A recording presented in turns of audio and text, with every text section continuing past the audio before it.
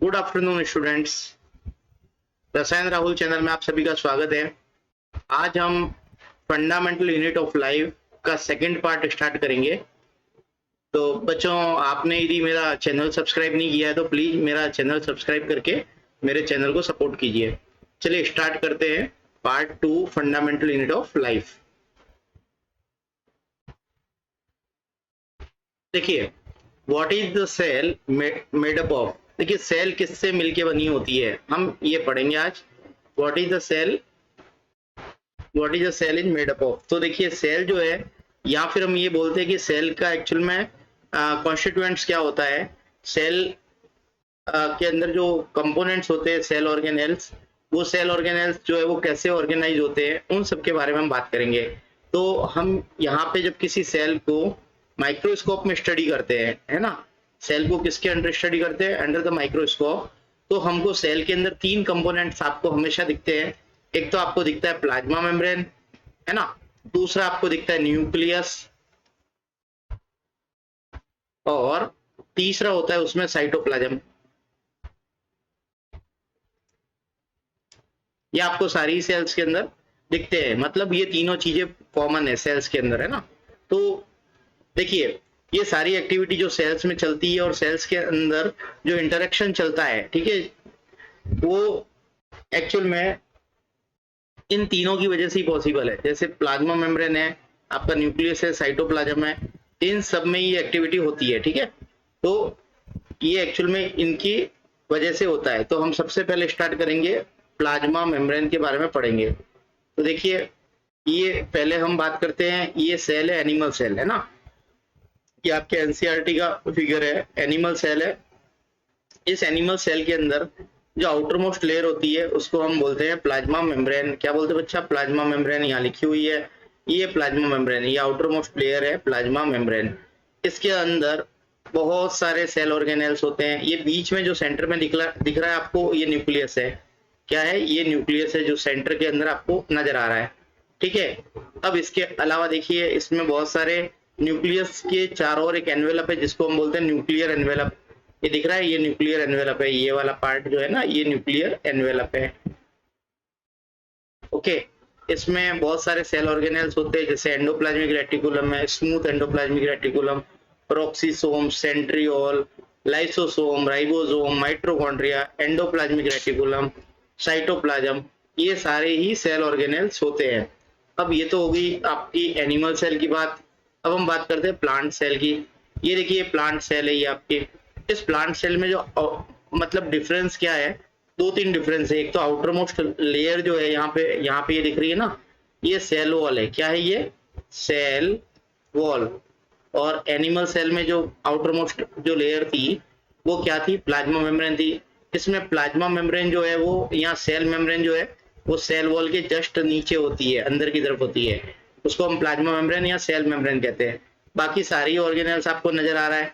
Nucleus जो है वो एक्चुअल में यहाँ पे सेंट्रल न्यूक्लियस नहीं होता, ठीक है। देखिए, हमने एनिमल सेल में जो न्यूक्लियस देखा, ये सेंट्रल न्यूक्लियस है, मतलब सेंटर के अंदर न्यूक्लियस है। जबकि प्लांट सेल के अंदर ये न्यूक्लियस जो है ना, वो पेरीफेरल न्यूक्लियस होता है, मतलब पेरीफेरी की तरफ शिफ्ट हो जाता है। सारी सेल ऑर्गेनेल जो है वो पेरीफेरी की तरफ शिफ्ट हो जाते हैं, क्योंकि इसमें ये सेंट्रल वैक्यूल की वजह से, ये दिख रही है, ये वैक्यूल है। ये वैक्यूल जो है बहुत बड़ी वैक्यूल होती है, जो सेंटर के अंदर एक्चुअल में पूरे प्लांट का 90%, 80 से 90% पार्ट जो है वो ऑक्यूपाई करती है। तो सारी सेल ऑर्गेनेल जो है इंक्लूडिंग न्यूक्लियस कहाँ चले जाते हैं? पेरीफेरी की तरफ चले जाते हैं। तो ये आपकी एनिमल सेल है, प्लांट सेल है, सॉरी, ठीक है। बाकी सारी सेल ऑर्गेनेल्स मतलब होते हैं, जैसे एंडोप्लाज्मिक रेटिकुलम हो गई, गोल्जी बॉडी हो गई, वैक्यूल, आपका cell wall, mitochondria, sorry cell wall तो होता ही नहीं है, ये यहाँ पे ये सेल वॉल यहाँ पे दिख रही है आपको, है ना, लिखा हुआ है, तो ये सेल वॉल ही होती है। तो ये एक्चुअल में प्लांट सेल में तो होती है, लेकिन एनिमल सेल में ये नहीं होती है। माइटोकॉन्ड्रिया होते हैं, सब में राइबोसोम होते हैं। दूसरी चीज है क्लोरोप्लास्ट जो है, वो भी आपके केवल प्लांट सेल में होते हैं, एनिमल सेल में क्लोरोप्लास्ट नहीं होते। लेकिन साइटोप्लाज्म होता है, प्रोक्सीसोम होते हैं, ठीक है, ये सारी होते हैं, ओके। चलिए, अब मैं इसका एक इजी सा पिक्चर बताता हूँ आपको, जो मैंने बनाया है। देखिए, ये जो है वो एनिमल सेल है। तो इसको देखिए आप, यहाँ पे यदि फिगर बनाते हो तो इस तरीके से आप बना सकते हैं। ये तो आपकी प्लाज्मा मेम्ब्रेन है, outer most layer animal cell की। ये आपका सेंट्रलाइज्ड न्यूक्लियस है ना, इसको क्या बोलेंगे, न्यूक्लियस बोलेंगे। ये माइटोकॉन्ड्रिया है, ये आपकी गोल्जी बॉडी है, ये यहाँ पे ये भी गोल्जी बॉडी है, ठीक है। ये आपकी एंडोप्लाज्मिक रेटिकुलम है जो न्यूक्लियस के आसपास दिख रही है ना, इसको बोलते हैं एंडोप्लाज्मिक रेटिकुलम, है ना। इसके अलावा ये आपके वैक्यूल, ये छोटी छोटी क्या है आपकी वैक्यूल है। तो ये पिक्चर आपको बहुत इजी सी नजर आ रही है ना। अब हम प्लांट सेल का भी ऐसा ही देख लेते हैं फिगर। ये प्लांट सेल है, हाथ से आप ऐसे बना सकते हैं। तो देखिए ये आपका वैक्यूल है, क्या है बच्चा, वैक्यूल। बहुत ही बिग वैक्यूल है, क्या है बच्चा, बिग वैक्यूल। ये न्यूक्लियस है आपका, ये एंडोप्लाज्मिक रेटिकुलम, ये गोल्जी बॉडी, क्या है ये, गोल्जी बॉडी। ये क्या है आपका, प्लास्टिड है जिसको हम क्लोरोप्लास्ट बोलते हैं, ठीक है। ये क्लोरोप्लास्ट है, ये भी क्लोरोप्लास्ट है ना। इसके बीच में आपको माइटोकॉन्ड्रिया में नजर आएंगे। ये ये आपका है ना, ये क्लोरोप्लास्ट है, ये भी क्लोरोप्लास्ट है। ये माइटोकॉन्ड्रिया, आप इसको माइटोकॉन्ड्रिया मान लीजिए, ठीक है। इस तरीके से आपको प्लांट और एनिमल सेल, और एनिमल सेल, ये प्लांट सेल के अंदर आउटर मोस्ट लेयर जो है इसको हम बोलते हैं सेल वॉल। इसके नीचे होती है प्लाज्मा मेम्ब्रेन, क्या होती है, प्लाज्मा, ये होती है प्लाज्मा मेम्ब्रेन, ठीक है। सेल वॉल के जस्ट नीचे ये वाली, तो ये सेल वॉल होती है। ओके चलिए आगे देखते हैं हम।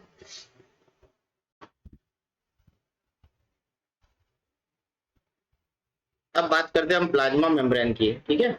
प्लाज्मा मेम्ब्रेन देखिए, हमने बात की प्लाज्मा मेम्ब्रेन दोनों में होती है, मतलब प्लांट में भी प्लाज्मा मेम्ब्रेन होती है और एनिमल में भी प्लाज्मा मेम्ब्रेन होती है, ठीक है। एनिमल में तो आउटर मोस्ट लेयर होती है प्लाज्मा मेम्ब्रेन, प्लांट के अंदर सेल वॉल के जस्ट नीचे होती है। तो जितने भी सेल्यूलर ऑर्गेनेल्स होते हैं,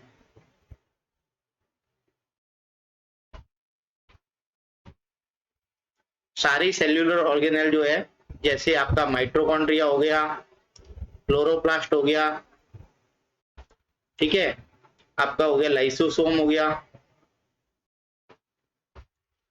है ना, और पेरोक्सिसोम हो गया, और इसके अलावा आपका गोल्जी बॉडी, न्यूक्लियस, इन सब में, और एक और आपका एंडोप्लाज्मिक रेटिकुलम, इन सब में ये सारी ही सेल ऑर्गेनेल वो एक यूनिट मेम्ब्रेन से एनक्लोज होते हैं। क्या होते हैं बच्चा, है ना, यूनिट मेम्ब्रेन से एनक्लोज होते हैं।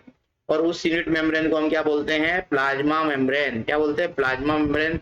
इसका दूसरा नाम है सेल वॉल, इसका एक और नाम है जिसको बोलते हैं प्लाज्मा लेमा।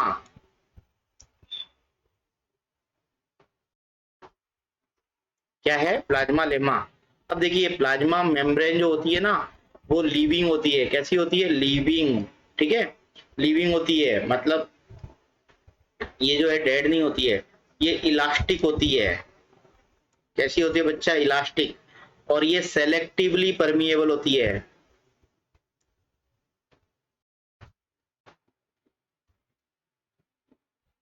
अभी बताते हैं बेटा सेलेक्टिवली परमिएबल क्या होती है, अभी मैं एक्सप्लेन करता हूं आपको नेक्स्ट स्लाइड में। देखिए ये जो प्लाज्मा मेम्ब्रेन होती है, आ, ये देखिए ये किसकी बनी होती है वो पहले देख लेते हैं हम। प्लाज्मा मेम्ब्रेन जो होती है ना, वो बच्चा, प्लाज्मा मेम्ब्रेन लिपिड और प्रोटीन की बनी होती है।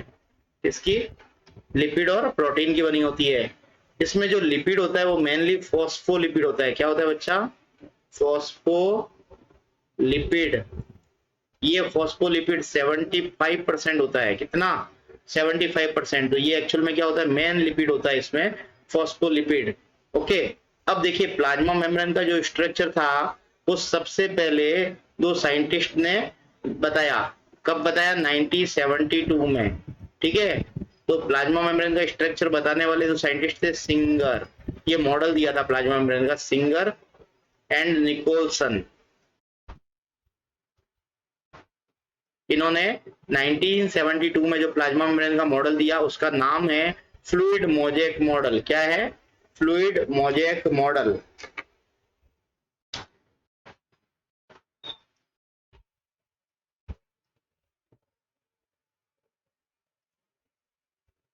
फ्लूइड मोजेक मॉडल, चलिए इसको देख लेते हैं। फ्लूइड मोजेक मॉडल, ये देखिए आपका ये वाला है। ठीक है, ये आपकी प्लाज्मा मेम्ब्रेन है, आपको नजर आ रही है प्लाज्मा मेम्ब्रेन।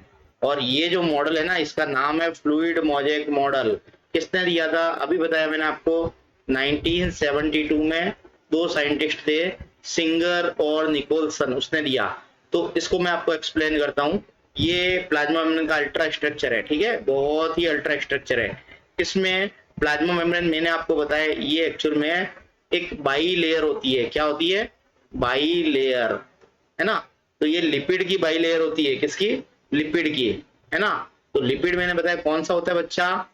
फॉस्फोलिपिड। तो लिपिड की बाई लेयर होती है, प्लस प्लाज्मा मेम्ब्रेन जो है प्रोटीन की बनी होती है।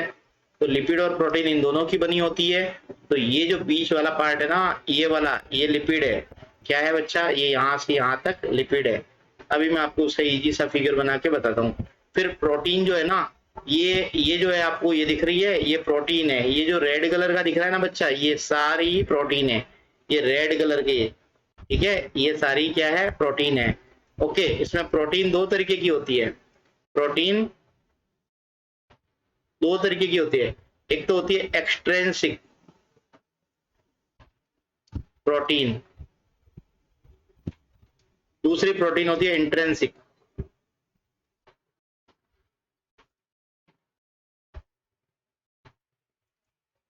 एक्सट्रेंसिक प्रोटीन जो होती है ना, वो लिपिड की स्पाई लेयर के बाहर भी होती है और अंदर भी होती है। ये बाहर की तरफ है, ये अंदर की तरफ है। समझ में आ रहा है?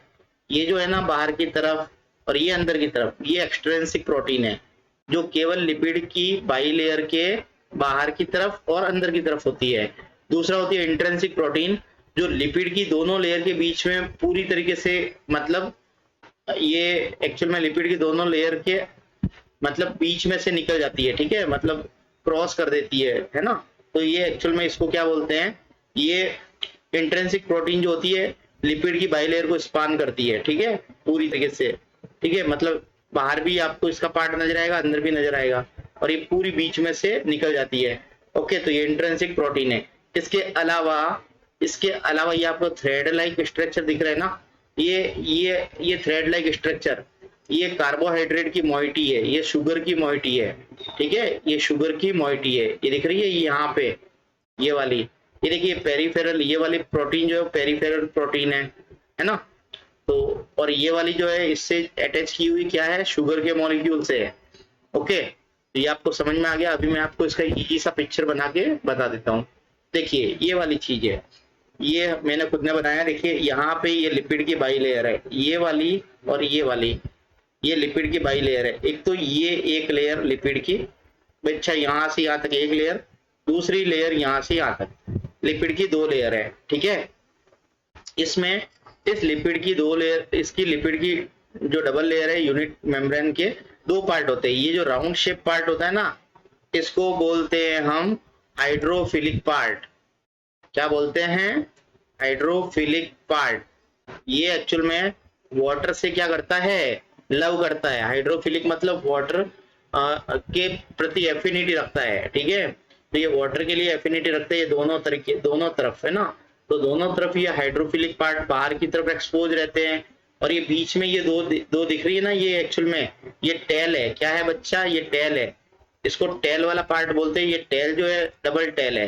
ठीक है, इसको बोलते हैं हाइड्रोफोबिक पार्ट। ये हाइड्रोफोबिक पार्ट जो होती है ना लिपिड का, वो क्या होता है बच्चा? वो वाटर से क्या करता है, रिपेल करता है, इसलिए ये अंदर की तरफ होते हैं। ये दोनों के दोनों पार्ट जो दिख रहे हैं हाइड्रोफोबिक पार्ट अंदर की तरफ है सेल मेम्ब्रेन के, और हाइड्रोफिलिक पार्ट जो वाटर लविंग पार्ट होते हैं वो बाहर की तरफ एक्सपोज होते हैं। ठीक है, इस तरीके से लिपिड की बाई लेयर होती है। ये तो होगी आपकी फॉस्फोलिपिड की बाई लेयर। अब यहाँ पे बात करते हैं प्रोटीन की, तो ये प्रोटीन है और ये प्रोटीन है और ये प्रोटीन है। तो प्रोटीन मैंने बताया दो तरीके की होती है, ये तो एक्सट्रिंसिक प्रोटीन है जो यहाँ तो बाहर की तरफ होती है, यहाँ फिर अंदर की तरफ होती है। ठीक है, इस तरीके से ये आपके लिपिड की बाई लेयर से क्या होती है बच्चा, अटैच होती है बाहर की तरफ और अंदर की तरफ। दूसरी जो एक्चुअल में लिपिड की बाई लेयर को स्पान करती है उसको इंट्रिंसिक प्रोटीन बोलते हैं। ये इंट्रिंसिक प्रोटीन है जो पूरी तरीके से बाई लेयर को स्पान कर रही है। ठीक है, और ये होती है एक्सट्रिंसिक। अब बच्चा ये जो दिख रहे हैं ना, ये एक्सट्रिंसिक प्रोटीन से जुड़ी हुई, ये शुगर की मोइटी होती है। ठीक है, यहाँ कार्बोहाइड्रेट मोइटी होती है। ये तो हो गया, ये मॉडल दिया था सिंगर और निकोलसन ने। अब हम बात करते हैं, देखिए इसका फंक्शन क्या है, ये प्लाज्मा मेम्ब्रेन करती क्या है बच्चा। तो ये आपको नजर आ रहा है ना, ये बंदा कौन है, ये किसी को रोक रहा है, ये आपके घर का सिक्योरिटी गार्ड है। ये क्या है बच्चा, ये सिक्योरिटी गार्ड है। ठीक है,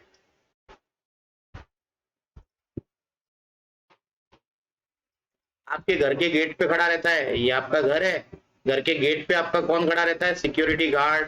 क्या करता है ये सिक्योरिटी गार्ड, बाहर से कोई भी आता है ना, उसके आइडेंटिटी कार्ड चेक करता है ना कि अंदर जाने देना है या नहीं देना है। उससे पहले वो बाहर क्या करता है, उसको रिकॉग्नाइज करता है कि ये बंदे को अंदर जाना देना है कि नहीं देना। ठीक है, ये ध्यान रखता है। ये बाहर से कौन अंदर सॉरी अंदर से कौन बाहर जा रहा है उसका ध्यान रखता है। सिक्योरिटी गार्ड ध्यान रखता है कि नहीं रखता, बाहर से अंदर आने वाले लोगों का ध्यान रखता है आपकी बिल्डिंग से। ठीक है, बाहर से अंदर आने वाले लोगों का ध्यान, अंदर से बाहर जाने वाले लोगों का ध्यान रखता है। ठीक है, और ये अनवांटेड लोगों को रोक देता है अंदर जाने से। ठीक है, अनवांटेड लोगों को अंदर जाने से रोक देता है। उसी तरीके से हमारी प्लाज्मा मेम्ब्रेन हमारी बॉडी, हमारी सेल का सिक्योरिटी गार्ड होती है। ठीक है, प्लाज्मा मेम्ब्रेन क्या होती है बच्चा, हमारी सेल का सिक्योरिटी गार्ड होती है। जैसे हमारी बिल्डिंग का सिक्योरिटी गार्ड होता है ना, वैसे ही प्लाज्मा मेम्ब्रेन हमारी सेल का सिक्योरिटी गार्ड होती है। ये यूजफुल मटेरियल को ही अंदर आने देती है सेल के अंदर।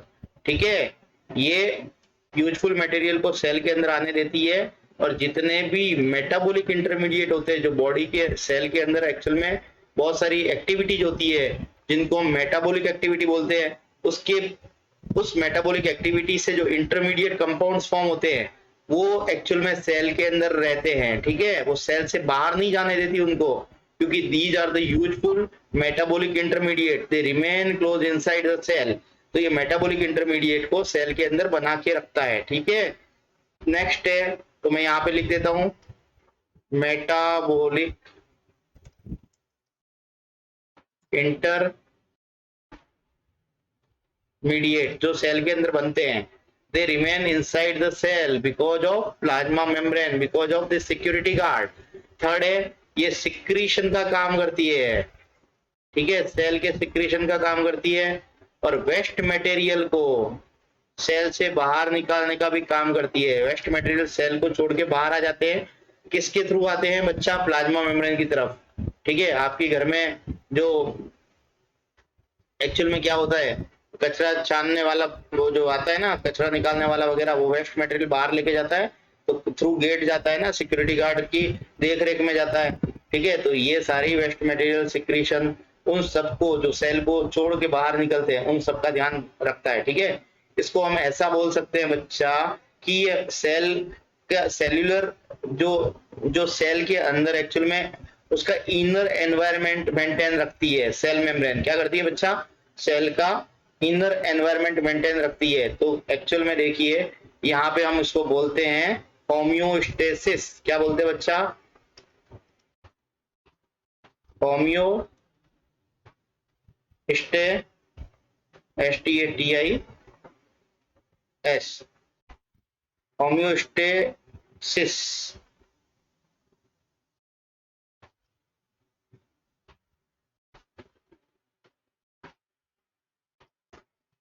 होम्योस्टेसिस को मेंटेन रखती है। ये होम्योस्टेसिस क्या होता है? इंटरनल एनवायरनमेंट, सेल का जो इंटरनल एनवायरनमेंट होता है ना, CLLULAR, सेल्यूलर इन्वायरमेंट को बना के रखता है, जिसको हम बोलते हैं होम्योस्टेसिस को मेंटेन रखता है।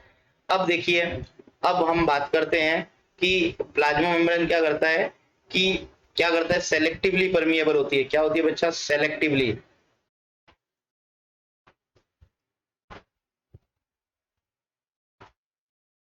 सेलेक्टिवली परमिएबल होती है, मतलब सारे ही आपके मटेरियल होते हैं उसको अंदर नहीं आने देती, ठीक है, कुछ कुछ मटेरियल को अंदर आने देती है ना। तो सारी ही मटेरियल को अंदर नहीं आने देती, ये कुछ यूजफुल मटेरियल को अंदर आने देती है, बाकी सबको रोक देती है, ठीक है। तो हम यहाँ पे बात करते हैं प्लाज्मा मेम्ब्रेन जो है वो सर्टेन फिजिकल एक्टिविटीज भी परफॉर्म करती है। क्या करती है? Plasma membrane perform certain physical activities, ठीक है। तो यहाँ पे हम दो एक्टिविटीज की बात करेंगे जो प्लाज्मा मेम्ब्रेन परफॉर्म करती है। एक का नाम है डिफ्यूजन और दूसरे का नाम है ऑस्मोसिस।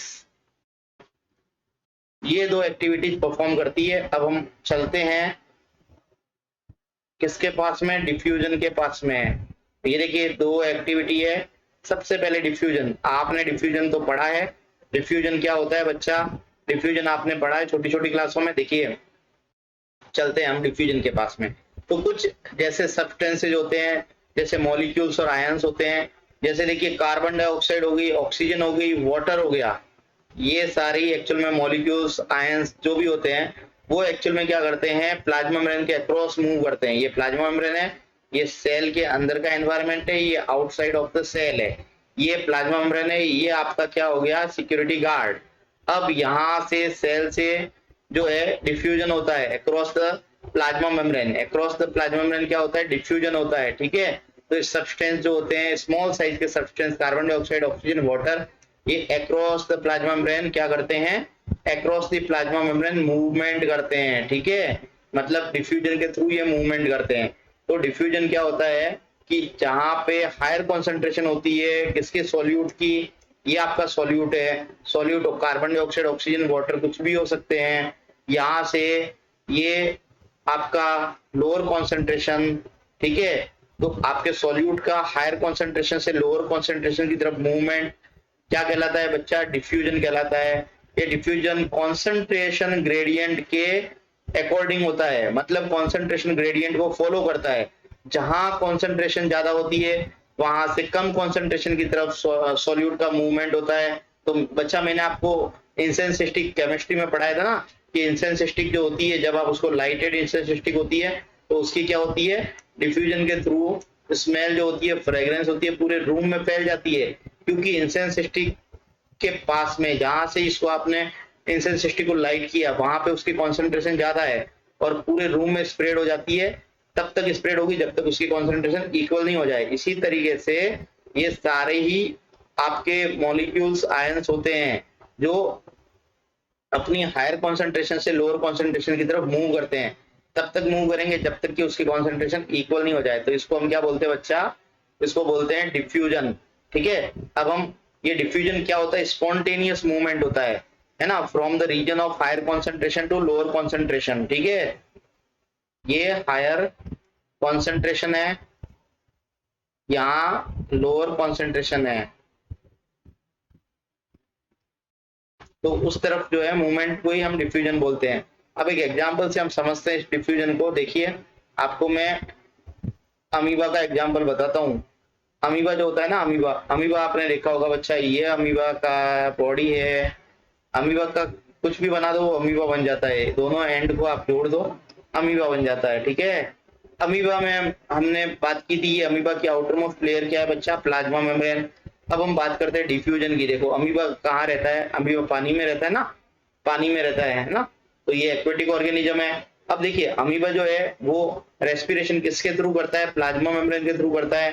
तो अमीबा की ये सेल है, ये यूनिसेलुलर ऑर्गेनिज्म है, ये अमीबा की सेल है। अमीबा रेस्पिरेशन करता है तो ऑक्सीजन जो है ना उसकी बॉडी में या सेल के अंदर कमी हो जाती है। क्यों कमी हो जाती है? क्योंकि रेस्पिरेशन से ही ऑक्सीजन जो है उसकी सेल यूटिलाइज कर देती है। तो अंदर के एनवायरनमेंट में ऑक्सीजन की कमी हो जाती है, बाहर जो है एक्चुअल में ऑक्सीजन जो है वो ज्यादा होती है। तो अमीबा क्या करेगा, इस ऑक्सीजन को थ्रू डिफ्यूजन ले लेगा सेल, तो हायर कॉन्सेंट्रेशन ऑक्सीजन से लोअर कॉन्सेंट्रेशन अंदर की तरफ इसका मूवमेंट हो जाएगा।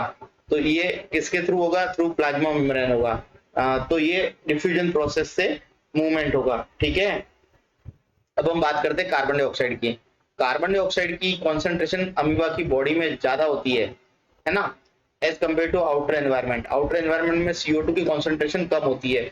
बच्चा ऐसा क्यों होता है, क्योंकि अमीबा जो रेस्पिरेशन करता है, अमीबा जब रेस्पिरेशन करता है तो क्या होती है, एक्चुअल में कार्बन डाइऑक्साइड एक्यूमुलेट हो जाती है रेस्पिरेशन के थ्रू, फूड का क्या होता है, ब्रेकडाउन होता है, CO2 इवॉल्व होती है, तो CO की कॉन्सेंट्रेशन जो है वो सेल में बढ़ जाती है। तो सेल में CO2 की concentration as compare to outer environment ज्यादा हो जाती है, तो CO2 थ्रू डिफ्यूजन जो है बाहर निकल जाती है, समझ में आया, और ऑक्सीजन अंदर आ जाती है। तो ये आपको डिफ्यूजन से गैसेस का एक्सचेंज हो रहा है, इसमें हो रहा है अमीबा में, तो इसी को हम डिफ्यूजन प्रोसेस बोलते हैं। ओके,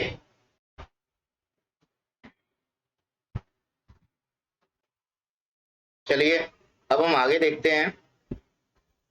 देखिए बच्चा, ये तो डिफ्यूजन आपको समझ में आ गया है ना। तो अब हम बात करते हैं ऑस्मोसिस की। देखिए ऑस्मोसिस है ना, दूसरा प्लाज्मा मेम्ब्रेन का फंक्शन क्या है, ऑस्मोसिस। ऑस्मोसिस क्या होता है एक्चुअल में, ऑस्मोसिस होता है जैसे आपने यहाँ देखा गैसेस का मूवमेंट, ये सारी गैसेस का मूवमेंट आपने देखा। अब वाटर का भी मूवमेंट होता है, किसका होता है बच्चा, वाटर का भी मूवमेंट होता है। अब from its higher concentration to lower concentration, है ना, तो वाटर के मॉलिक्यूल का मूवमेंट जो है उसकी हायर कॉन्सेंट्रेशन से लोअर कॉन्सेंट्रेशन की तरफ होना। एक minute, lower concentration through semi permeable membrane, किसके through, through semi permeable membrane, जो प्लाज्मा मेम्ब्रेन है उसके थ्रू, उसी को हम ऑस्मोसिस बोलते हैं। देखिए डिफ्यूजन में कभी भी हम है ना थ्रू सेमी परमिएबल मेम्ब्रेन नहीं लेते हैं, लेकिन ऑस्मोसिस में क्या होता है कि किसी भी सब्सटेंस का मूवमेंट जो होता है वो थ्रू सेमी परमिएबल मेम्ब्रेन होता है, उसी को हम डिफ्यूजन, उसी को हम ऑस्मोसिस बोलते हैं। तो ऑस्मोसिस क्या होता है बच्चा, osmosis is a passage of water from a region of its higher concentration through semi permeable membrane to the lower water concentration, ठीक है। तो इसी को हम ऑस्मोसिस बोलते हैं कि हायर कॉन्सेंट्रेशन से लोअर कॉन्सेंट्रेशन की तरफ वाटर के मॉलिक्यूल का movement through semi permeable membrane osmosis कहलाता है। ऑस्मोसिस एक मैकेनिकल प्रोसेस है, क्या है बच्चा, मैकेनिकल प्रोसेस है, मैकेनिकल प्रोसेस होता है। तो यहाँ पे क्या होता है कि एक्चुअल में ये मैकेनिकल प्रोसेस एक प्योर मैकेनिकल प्रोसेस है। इसमें क्या होता है कि वाटर के मॉलिक्यूल अपनी हायर कॉन्सेंट्रेशन से लोअर कॉन्सेंट्रेशन की तरफ मूव करते हैं without spending of any energy, energy spend नहीं होती है, एनर्जी स्पेंड नहीं होती है, समझे। तो अब यहाँ पे हम बात करते हैं कि देखिए कुछ हमारी सेल्स है बॉडी की, उसके अंदर हम बात करते हैं जैसे ऑस्मोसिस की। तो हमारे पास में एक आरबीसी की सेल है, आरबीसी है एक हमारे, ये तो एनिमल सेल होगी बेटा, आरबीसी क्या है, एनिमल सेल है, ठीक है। अब हमारे पास में एक प्लांट सेल है, प्लांट सेल जो हम लेते हैं रियो सेल लेते हैं, RHEO रियो सेल। अब इनका देखते हैं, इन दोनों सेल को हम क्या करते हैं कि कुछ सॉल्यूशन जैसे शुगर के सॉल्यूशन में डाल देंगे, है ना, सॉल्ट के सॉल्यूशन में डाल देंगे। अब हम देखते हैं इस तरीके से डिफरेंट डिफरेंट सॉल्यूशंस में हम एनिमल सेल और प्लांट सेल को डालने पर देखते हैं कि क्या होता है, समझे। तो यहाँ पे तीन तरीके की बातें हो सकती है जब आप किसी भी सेल के अंदर एनिमल सेल और प्लांट सेल को किसी भी सॉल्यूशन में डालेंगे, तो तीन बातें होती है। चलो एक एक करके उसको देखते हैं। देखिए अब ये जो है सबसे पहले हम बात करते हैं, ये आपके पास में एक सेल है, ठीक है, ये सेल है। अब हमने इसको तीन डिफरेंट, एक मिनट, तीन डिफरेंट डिफरेंट सॉल्यूशन में हमने इस सेल को डाला है तीन तरीके से, है ना। इस सेल को हमने, ये एक सॉल्यूशन है जिसमें सेल को डाला, ये दूसरा सॉल्यूशन है जिसमें हमने सेल को डाला, और ये तीसरा सॉल्यूशन है जिसमें हमने सेल को डाला। और हम एक एक बार प्लांट सेल और एक बार एनिमल सेल को डालेंगे। चलिए अब बात करते हैं, हमने सबसे पहले आपने क्या किया, ये आउटसाइड जो मीडियम है ना, यहाँ पे वाटर की कॉन्सेंट्रेशन ज्यादा है, ठीक है, हायर वाटर कॉन्सेंट्रेशन, ठीक है। आपने एक ऐसे सॉल्यूशन में डाल दिया जहां पे वाटर की कॉन्सेंट्रेशन ज्यादा है ना, as compare to inside the cell, cell की तुलना में। तो सेल में क्या हो जाएगा बच्चा, यहाँ पे लिखना पड़ेगा लोअर वाटर कॉन्सेंट्रेशन। एक तो आपने ये किया, दूसरा आपने क्या किया कि एक ऐसे सॉल्यूशन में डाल दिया हमने जहां पे वाटर की कॉन्सेंट्रेशन बाहर कम है, ठीक है, lower water concentration as compare to inside, अंदर हायर वाटर कॉन्सेंट्रेशन है, ठीक है बच्चा। तीसरा हमने एक ऐसे सॉल्यूशन में इस सेल को डाला है जिसमें वाटर की कॉन्सेंट्रेशन जो है बाहर और अंदर दोनों जगह इक्वल है, इक्वल वाटर कॉन्सेंट्रेशन है, समझे। अब हम बात करते हैं कि आपने जब ज्यादा वाटर कॉन्सेंट्रेशन में सेल को डाल दिया तो बताइए क्या होगा। यहाँ पे बच्चा वाटर अपनी हायर कॉन्सेंट्रेशन से लोअर कॉन्सेंट्रेशन की तरफ मूव करेगा, तो इस सेल के अंदर थ्रू प्लाज्मा मेम्ब्रेन, ये जो आपने एनिमल या प्लांट सेल डाली है, तो थ्रू प्लाज्मा मेम्ब्रेन क्या होगा, वाटर इसमें एंटर करेगा कि नहीं करेगा बच्चा। वाटर अपनी हायर कॉन्सेंट्रेशन से लोअर कॉन्सेंट्रेशन की तरफ जाएगा तो एंटर करेगा ना। इस सॉल्यूशन को हम बोलते हैं बच्चा, बाहर जब वाटर की कॉन्सेंट्रेशन ज्यादा होती है उस सॉल्यूशन को बोलते हैं हाइपोटोनिक सॉल्यूशन। आपने सेल को किसमें डाला है, हाइपोटोनिक सॉल्यूशन में डाला। किसमें डाला बच्चा, सेल को हाइपोटोनिक सॉल्यूशन में डाला। हाइपोटोनिक सॉल्यूशन में डालने पर वाटर अपनी हायर कॉन्सेंट्रेशन से लोअर कॉन्सेंट्रेशन की तरफ मूवमेंट करना स्टार्ट किया। अब क्या होगा, ये सेल के अंदर पानी भरता गया, ये सेल जो है वो क्या होगी, स्वेलिंग हो जाएगी, स्वेल अप हो जाएगी, सेल फूल जाएगी। तो यहाँ पे इसको क्या लिखेंगे, है ना, स्वेल अप हो जाएगी सेल। इसको हम एक और नाम देते हैं इन्फ्लेटेड। क्या बच्चा, इन्फ्लेटेड सेल। इसको एक और नाम देते हैं जिसका नाम है टर्जिड। तो यहाँ पे ये तीनों नाम है। जब सेल को हाइपोटोनिक सॉल्यूशन में डालते हैं तो सेल में स्वेलिंग हो जाती है, फूल जाती है।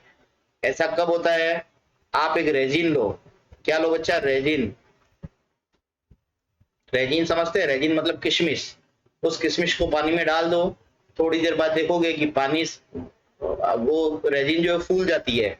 तो ऐसा क्यों होता है, क्योंकि एक्चुअल में रेजिन में वाटर की कॉन्सेंट्रेशन कम है एज कंपेयर टू आउटसाइड, है ना। तो आउटसाइड में मीडियम में वाटर कॉन्सेंट्रेशन ज्यादा है, मतलब आपने हाइपोटोनिक सॉल्यूशन में रेजिन को डाला है तो रेजिन में स्वेलिंग होती है, वो फूल जाती है बच्चा, ठीक है। ये तो आपने देखा होगा।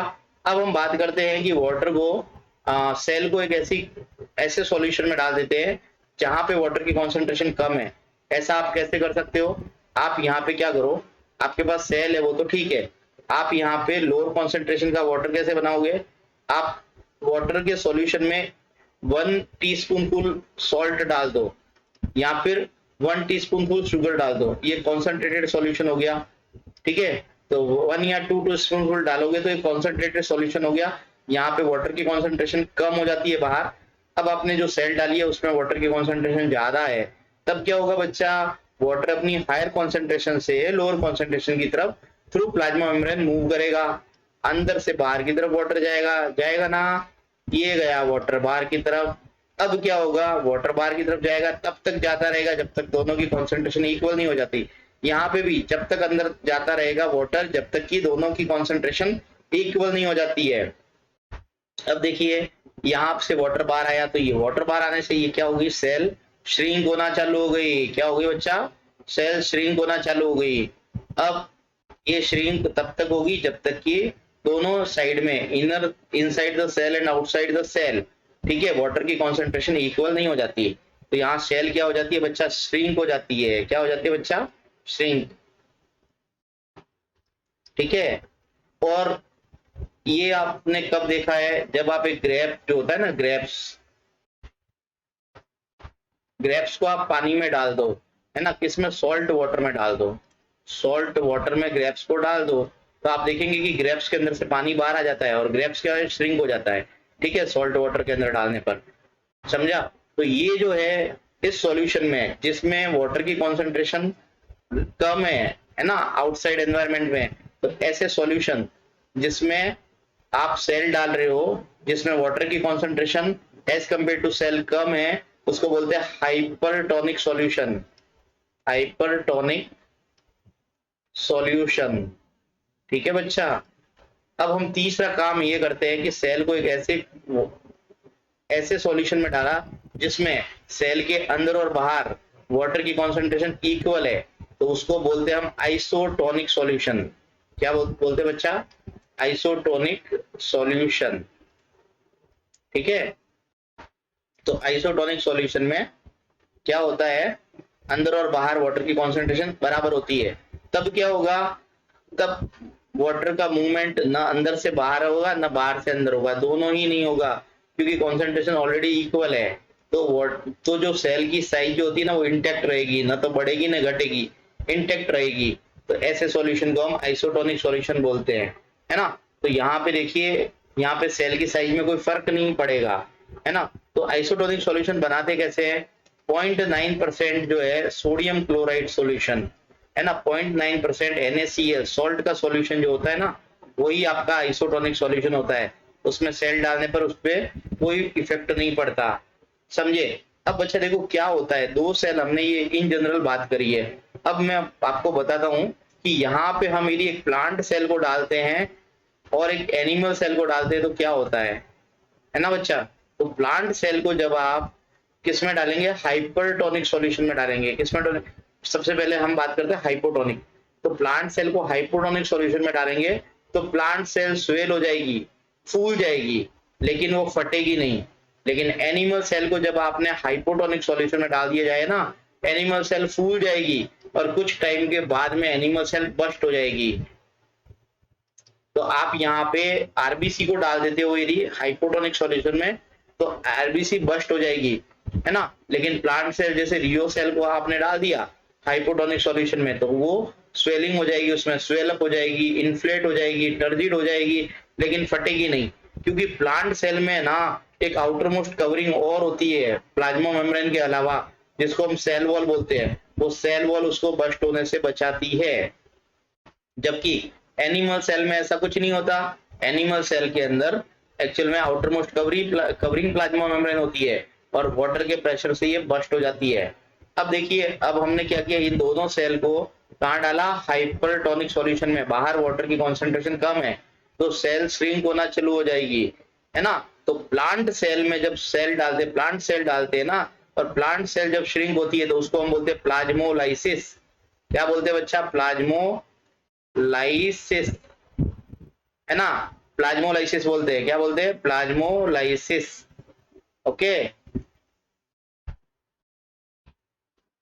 और एनिमल सेल जब श्रिंक होती है, एनिमल सेल आरबीसी जब श्रिंक होती है तो उसको बोलते हैं क्रीनेटेड। क्या बोलते हैं बच्चा? क्रीनेटेड। ओके। और आइसोटोनिक सॉल्यूशन में तो दोनों पे ही कोई फर्क नहीं पड़ता है ना। ये आपको समझ में आ गया होगा। चलिए हम आगे देखते हैं। अब ये हो गया अपना प्लाज्मा मेम्ब्रेन की ऑस्मोसिस और डिफ्यूजन, दोनों को मैंने डिस्कस किया।